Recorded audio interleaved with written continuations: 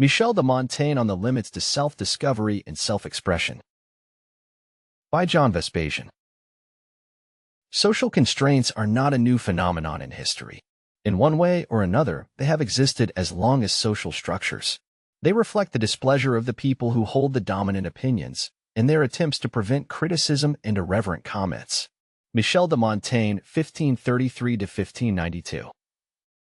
Wrote essays entailing self-discovery and self-expression, but at the same time, he avoided acute controversy and provocation. He wisely spoke in favor of tolerance and refrained from putting his figures on somebody else's wounds. In Montaigne's own experience, people who refuse to consider soft arguments are seldom amenable to harsh ones. Montaigne's essay that the hour of parley is dangerous establishes reasonable limits for self-discovery, self-expression, and debate. I mean reasonable limits for doing it in public. The point of Montaigne is to identify disproportionate risks and dangers and steer away from them. Instead of wasting our time and energies in acrimonious debates, Montaigne wants to ensure that we can keep pursuing self-development tomorrow and the day after. Nowadays, people complain when they are confronted with any kind of restraints to self-discovery or self-expression. Fair enough. I understand their grievances and find them frequently justified. However, today's problems in that area are insignificant if we compare them with Montaigne's century. He lived in France in the 16th century, amidst fierce religious wars. Montaigne's essay that the hour of parley is dangerous. Montaigne witnessed firsthand intense religious hatred and persecution, murders, and confiscations.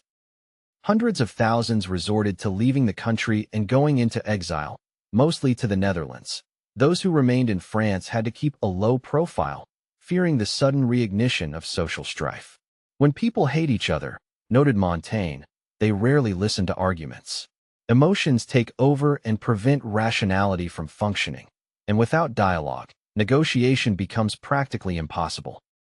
Montaigne is warning us against attempting self-discovery, self-expression, or personal development amidst hostility. If we are lucky, we will have wasted our time and energy. If we are not, we will have made dangerous enemies for life. Overall, it is an awful strategy to seek self-discovery or self-expression amongst hateful people.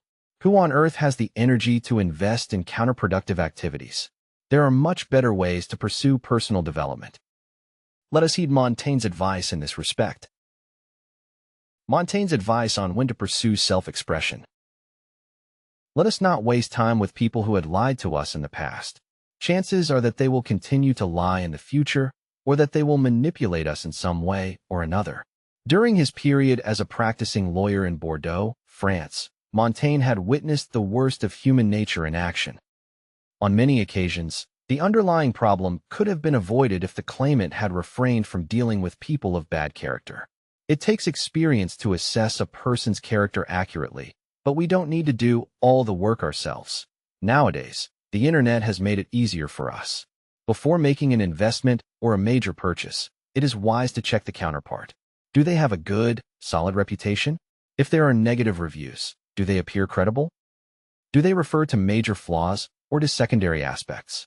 Montaigne emphasizes ethical consistency or integrity, that is, the coherence between words and actions, as a primary test. If we perceive a lack of consistency, e.g., misrepresentation, it is better to steer away from those people and save ourselves a great deal of trouble. Insincere people constitute a severe risk and, for that reason, they cannot contribute positively to our personal development. Let us find a better environment to pursue our self-discovery and self-expression. Montaigne's views on what hinders self-expression. We will make better decisions if we pay closer attention to past performance. I mean third parties' performances and our own. If we want to forecast the future, let us check the past and make reasonable projections. It is important to keep our expectations realistic, neither too pessimistic nor too optimistic. Montaigne reminds us to assess the facts firsthand whenever possible, and not give automatic credence to gurus, promoters, and propagandists. Montaigne mentions Marcus Tullius Cicero, 106–43 BC, as a witness of how rhetoric is used to distort past history, raise expectations, and delude people about future results. Cicero had compiled his rhetorical techniques in his treatise on the orator, letting his readers decide for which purpose to use those techniques. The purpose could be commercial, sales presentations, forensic, litigation, military recruitment, etc. Montaigne was aware of those techniques, and that's why he preferred to rely on past results. Those can help us figure out if we can pursue self-discovery and self-expression and expect a reasonably good result, or if we are being manipulated through clever rhetoric. If we fail to identify the reasonable limits for self-discovery and self-expression, the outcome can be disastrous.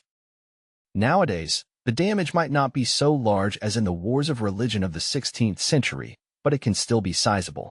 Montaigne had titled his essay that the Hour of Parley is dangerous because of the massacre of Vassy in 1562, the St. Bartholomew's Day massacre in 1572, and other dark episodes of the French religious wars. I do hope that those tragedies never happen again, but still, I endorse Montaigne's call for prudence. Let us pursue personal development, self-discovery, and self-expression with serenity and tolerance, and steer away from hostility. If you are interested in putting rational principles into action here and now, I recommend my book titled Asymmetry: The Shortcut to Success When Success Seems Impossible. For more information, go to johnvespasian.com.